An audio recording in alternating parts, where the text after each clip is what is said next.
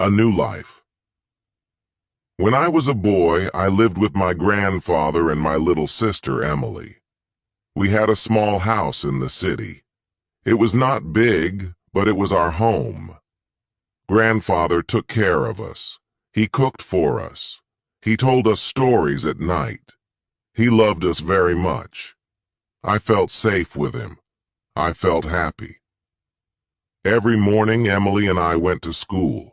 Grandfather woke us up early. He made breakfast. We sat at the table and ate together. He always smiled. "Eat well. Grow strong," he said. After breakfast, Emily and I walked to school. Grandfather stood at the door. He waved at us. He watched us until we were far away. After school, we played in the park. Sometimes we ran. Sometimes we sat under a tree. We talked about our dreams. Emily wanted to be a doctor. I wanted to be a pilot. We laughed and made big plans. When the sun went down, we went home. Grandfather waited for us. He made warm food. We ate and talked. Life was simple. Life was good. But one day, everything changed. I woke up early. The house was quiet. Too quiet. I went to the kitchen. Grandfather was not there. The stove was cold. There was no breakfast. My heart felt strange. I walked to his room. The door was open. I looked inside. Grandfather was in bed. He was not sleeping. He was awake, but he did not move. His face was pale. His hands looked weak. I called his name. "Grandfather!" My voice was small. He opened his eyes slowly. He tried to smile. "I am okay," he said, but I knew he was not okay. He looked tired. His voice was soft. I felt afraid. Emily came into the room. She looked at Grandfather. Her eyes were big. She held my hand. "What is wrong?" she asked. I did not know what to say. I did not want to scare her, but I was scared. Grandfather was old. He was sick. He needed help. But we had no one. It was just us. I ran to the neighbor's house. I knocked on the door. "Please help," I said. The neighbor opened the door. She saw my face.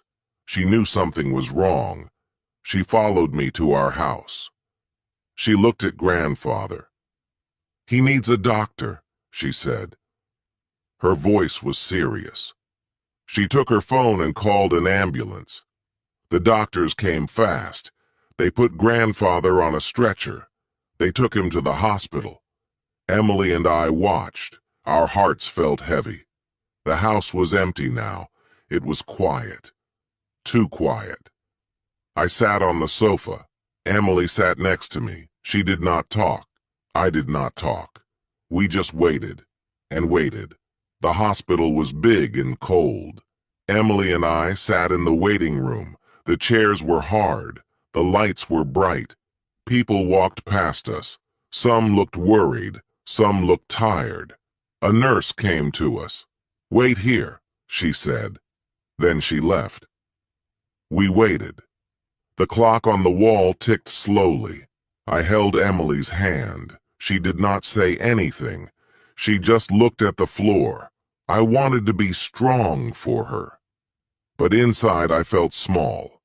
After a long time, a doctor came. He had a kind face. He sat next to us. "Your grandfather is sick," he said. "He is very weak. He needs rest." I nodded. "Can we see him?" I asked. The doctor smiled a little. "Yes, but only for a short time." He stood up. "Follow me." Emily and I walked down a long hallway. The air smelled like medicine. We reached a room. The doctor opened the door. Grandfather was in bed. He had a tube in his arm. His eyes were closed. I felt my chest tighten. He looked so small. Emily ran to his side. "Grandfather," she said. He opened his eyes slowly. He smiled. "My little ones," he whispered. His voice was soft.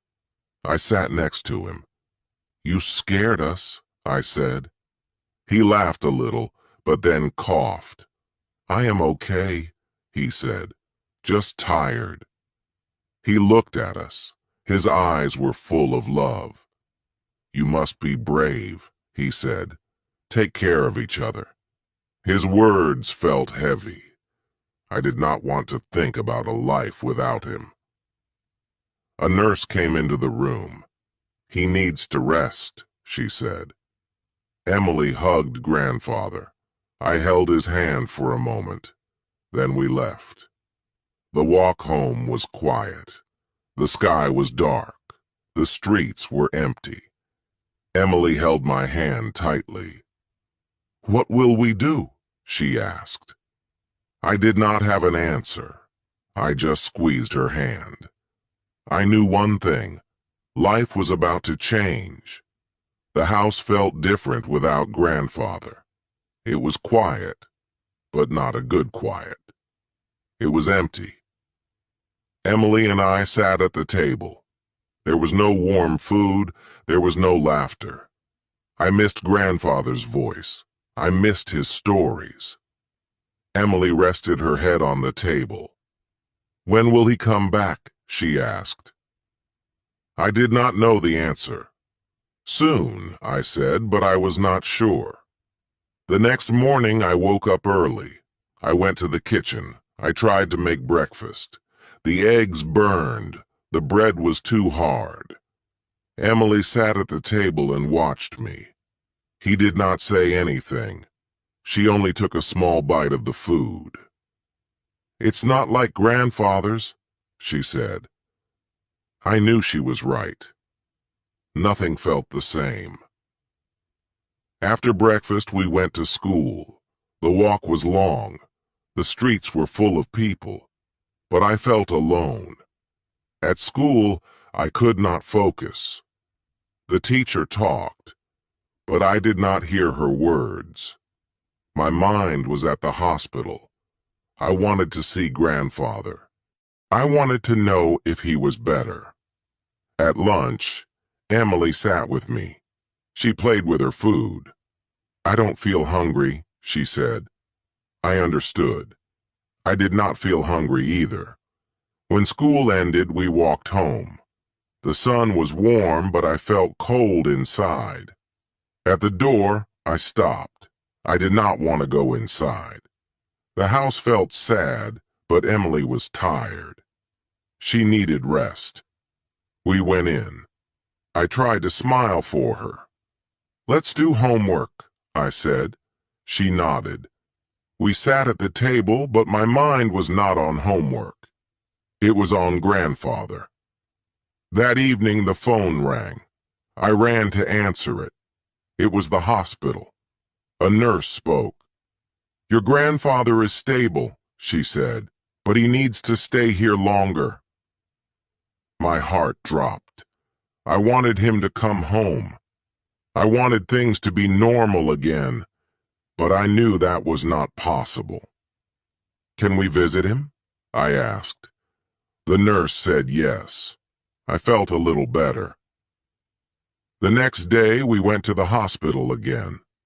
Grandfather looked tired, but he smiled when he saw us.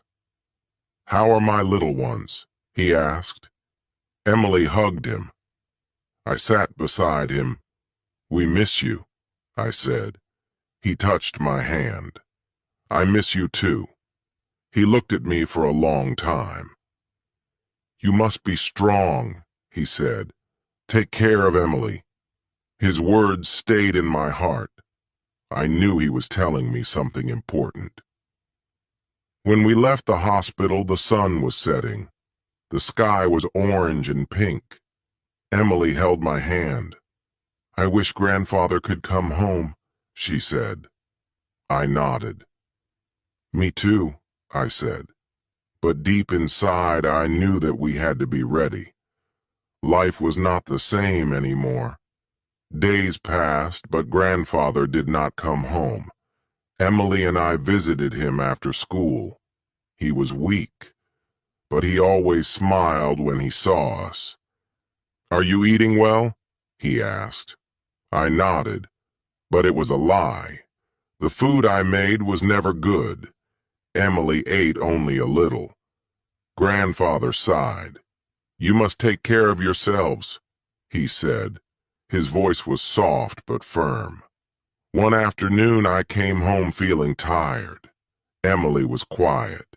She sat on the sofa and hugged her knees. "I don't like this," she said. "I want grandfather back." I sat next to her. "Me too," I said, "but we have to be patient." She looked at me with sad eyes. "What if he never comes back?" she whispered. I did not know what to say. I just held her hand. That evening I thought about our future.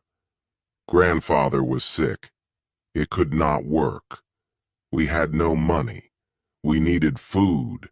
We needed to pay for school. I felt scared. How would we take care of everything? I looked at Emily.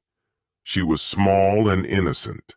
I had to be strong for her. I had to do something. The next morning, I woke up with a decision.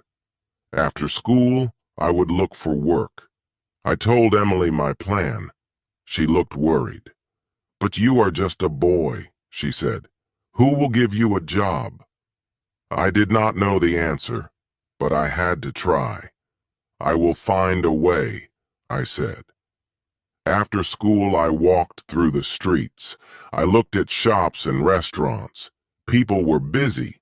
I saw a bakery. The smell of fresh bread filled the air.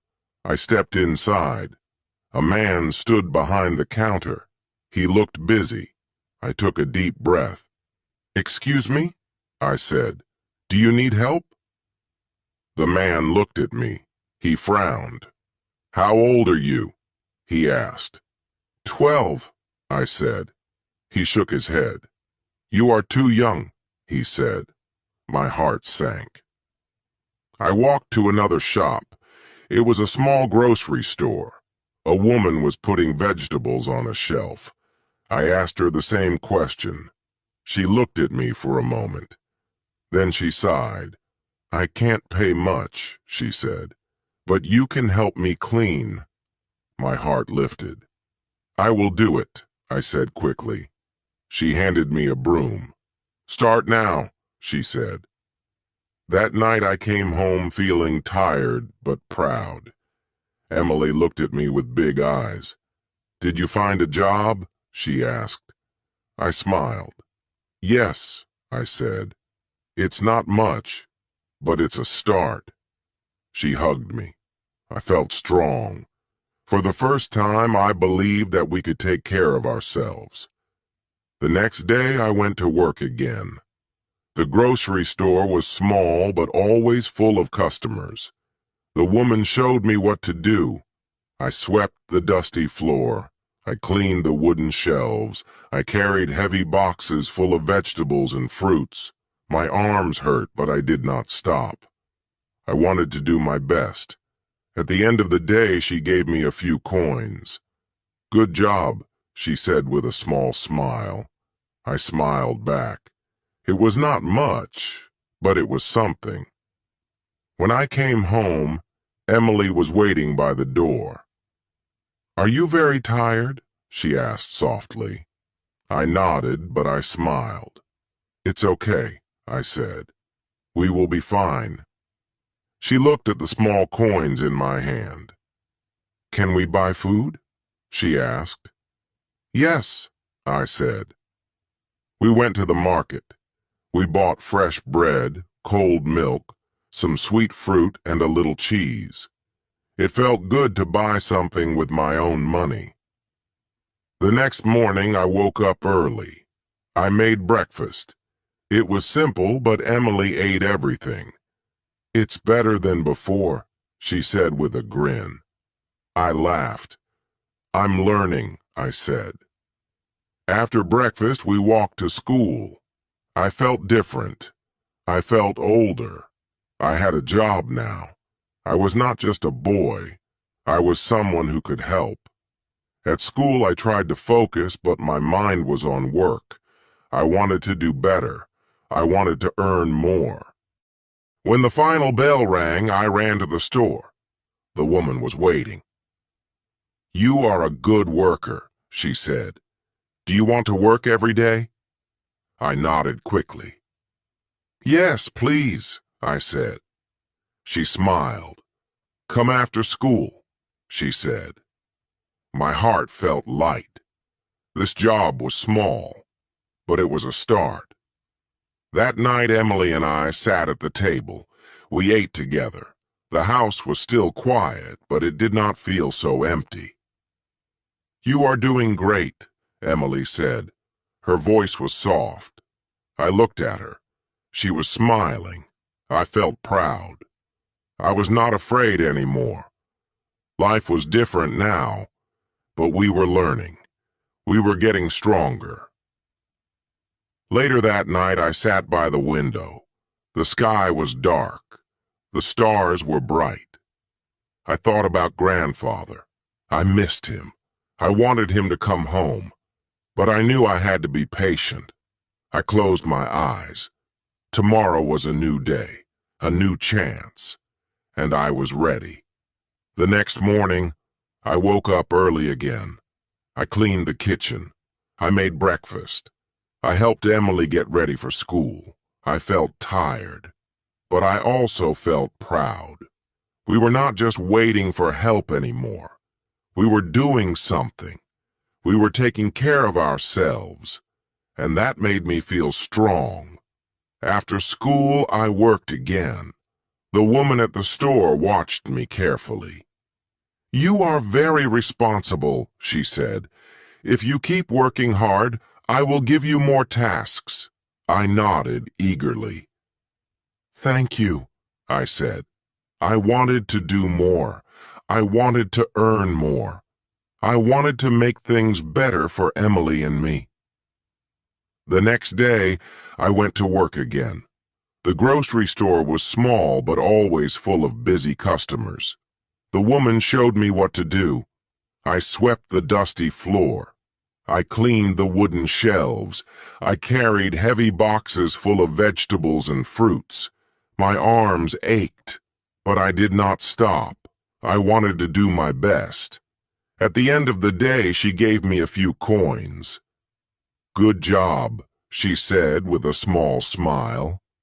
I smiled back. It was not much, but it was something important. When I came home, Emily was waiting by the door. "Are you very tired?" she asked softly.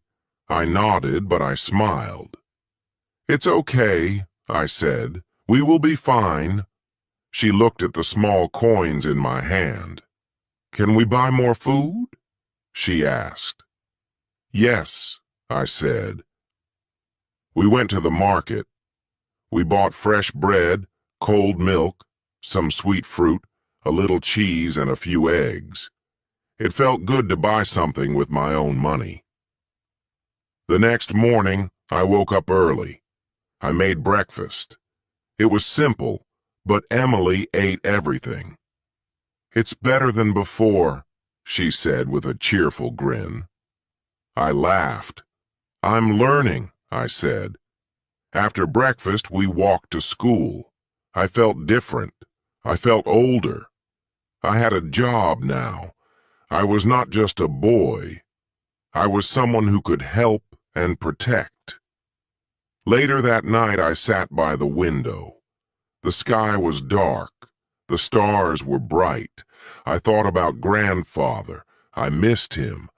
I wanted him to come home, but I knew I had to be patient. I closed my eyes. Tomorrow was a new day, a new chance, and I was ready to face it. A week later, we received good news. The hospital said Grandfather was getting better.